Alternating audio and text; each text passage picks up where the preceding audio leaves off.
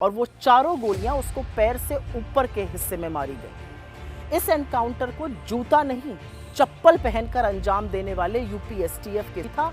इस पर गुजरात से लेकर उत्तर प्रदेश तक 8 जिलों में लूट के, चोरी के, हत्या के प्रयास के, डकैती के करीब 36 मुकदमे दर्ज हैं। लेकिन विपिन सिंह बड़े नाटकीय तरीके से पुलिस को चकमा देता है और 4 सितंबर को जाके कोर्ट में सरेंडर कर देता है।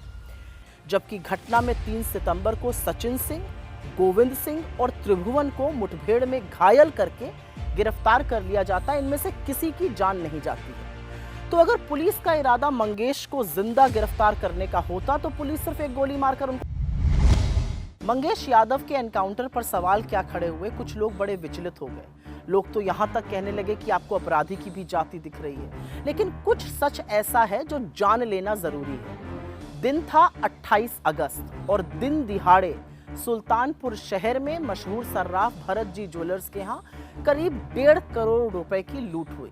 पुलिस के मुताबिक इस लूट में कुल 11 बदमाश शामिल थे और इसका मुख्य आरोपी विपिन सिंह नाम का एक आदमी था।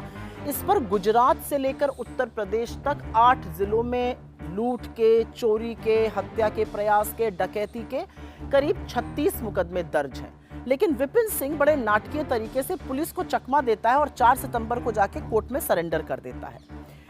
लूट के 4 दिन बाद मतलब 2 सितंबर को पुलिस मंगेश यादव के घर पहुंचती है। आधे कपड़ों में लेटे हुए मंगेश को पुलिस रात के करीब 2 बजे अपने साथ लेकर चली जाती है। इसके 3 दिन बाद 2 को लेके गई। 3 दिन बाद 5 सितंबर की सुबह मंगेश को तथाकथित एनकाउंटर में मार दिया जाता है।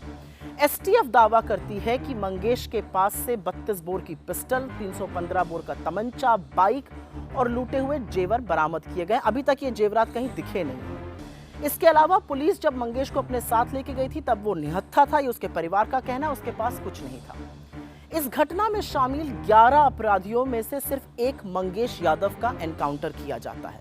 जबकि घटना में 3 सितंबर को सचिन सिंह, गोविंद सिंह और त्रिभुवन को मुठभेड़ में घायल करके गिरफ्तार कर लिया जाता है। इनमें से किसी की जान नहीं जाती है। तो अगर पुलिस का इरादा मंगेश को जिंदा गिरफ्तार करने का होता तो पुलिस सिर्फ एक गोली मारकर उनको पकड़ सकती थी, जैसा इस मामले में 3 और अपराधियों के साथ किया गया। मगर एसटीएफ ने मंगेश को 4 गोलियां मारी और वो चारों गोलियां उसको पैर से ऊपर के हिस्से में मारी गई। इस एनकाउंटर को जूता नहीं, चप्पल पहनकर अंजाम देने वाले यूपी एसटीएफ के सीओ धर्मेश कुमार शाही हैं, जो सब इंस्पेक्टर से सीओ बने हैं।